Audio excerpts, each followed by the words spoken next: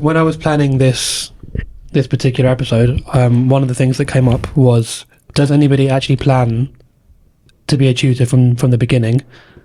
And seeing as you've been a full-time tutor, I wanted to see what your thoughts were. How did you get into tutoring, and what were the steps that led you to be with us?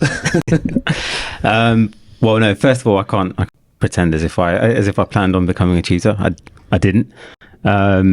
I think I was looking for jobs, and while looking for jobs, I think I just decided to start tutoring as a side thing, and then it eventually I ended up really enjoying it, and just ended up doing it full time. And then I remember there was a day that we were driving past down this road, mm-hmm.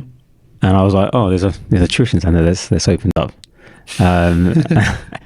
and I stopped by, dropped my CV. This was back in the good days when like you two weren't here. I've always been here. Yeah, no, but when I came in, you both weren't here. And we must have been away or something. I think your mum wasn't in. So who was here? It was someone else. I don't remember her name. Was she one of the reception? One of the reception. Maybe. Yeah, we've always been here. I mean, I didn't see. In here we have. No. Yeah, because before we had a satellite, and I think I was there quite a lot. Yeah, because I didn't see either one of you. I didn't see you for months, and I didn't see John for like a good year or so after. I'd heard of you. I'd heard of you, but I didn't teach. Like, as in, I didn't teach in the centre generally, apart from Saturdays. So I was only doing Saturdays. Oh, okay. And we had that. I don't remember. I didn't have time because I was at uni. Oh, 2014. Yeah, I did my other. Yeah, I was doing another degree. Okay, I don't know what I was doing. Oh, your masters, right? Yeah. So I needed something that worked on Saturday. Yeah. Yeah. So I knew of you because I'd heard him talk about the name. you. Yeah. But, so yeah, sorry, carry on. You were saying the infamous. No. What was that? I lost. So you came in, you handed your CV into. Oh yeah. And then I think I got a call back from Puni again, asking me to come in for a trial lesson, and then I've been here ever since. Can't get rid of him.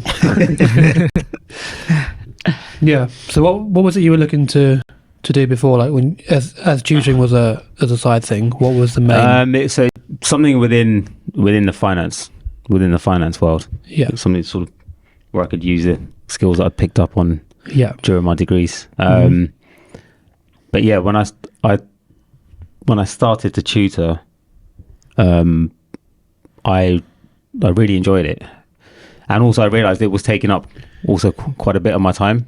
But because I was enjoying it, I just thought, let's just do this. Yeah. And I think that's sort of my story, my start. Yeah, mine was fairly similar. Like I did graphic design at uni, and I was looking for design jobs and tutoring on the side, as I have been since before I went to uni. Actually, since the age of 17, I was tutoring on a Saturday and stuff, like we were talking about. It's a very long time. Yeah, and then went to uni, did design and everything else. Started applying for like design jobs when I got back.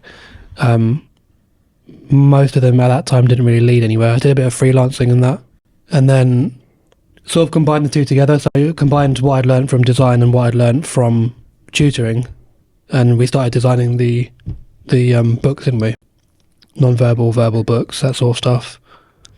I don't think so, because I don't think you were there at that time. Yeah, I don't think I was there. I did so before I went to Korea, I was like taught in Korea for a while. I came in to write exams for, I think it was GL, was it GL style or something like that? Can't remember off the top of my head. CSSE, I think it was, maths. So that was that sounds about. Yeah, I think you might be right. That was the first time I was just writing tests. But then before that, I had taught a friend A-level philosophy because she missed the first, so she missed the first year so I was trying to help her with her AS year of philosophy. So that was my first foray into teaching because I was just helping her during the summer catch up because she hadn't done any of it and she had exams in January. Right. So we went through the entire AS course. I just helped her sort of understand each part and taught her philosophy essentially, that first year curriculum. And then I kind of forgot about it for a while, went off to uni, did my philosophy and classics degree. Then I came back and I decided it'd be nice to do some traveling. I wrote some papers. Then I went off to Korea for a year. Quite enjoyed teaching. So I taught full classes and that kind of thing. Then I came back, started tutoring on a Saturday, and I was doing my master's degree. I heard about this guy called Turid, and then I kind of got more and more into it and started picking up more and more hours. Just tutoring a lot of things actually, because at one point I think I was teaching everything. Yeah, I was teaching. I was teaching like all five subjects I was doing. It's kind of what happens at the beginning of like a startup, isn't it? You have many different hats that you have to wear. Yeah. And you have to wear them all at the same time. Yeah. So I was trying to teach biology, trying to teach chemistry. Yeah. I was relatively good at physics, but like it was fairly difficult. And then I was trying to manage like quite a lot of diverse year groups and that kind of thing. That was quite challenging. I mean, we started with 11 plus, and it was the 11 plus kids that were with us that then sort of said like, oh, we're going into secondary, can we get help with this? And we're like, I don't really do that. It's like, well, can you start? And then I basically took secondary, and then you started doing weekday sessions for maths. Yeah. And that probably helped me quite a lot because I could.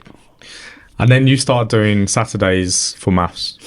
Yes. And I was like, thank God, because I had this session where I had like 8 students and they were all different year groups levels, and they were doing different subjects. So it was just a nightmare. Thanks for watching this clip of the Education Lounge podcast. To watch another clip, click here or here. To watch the full episode, click here.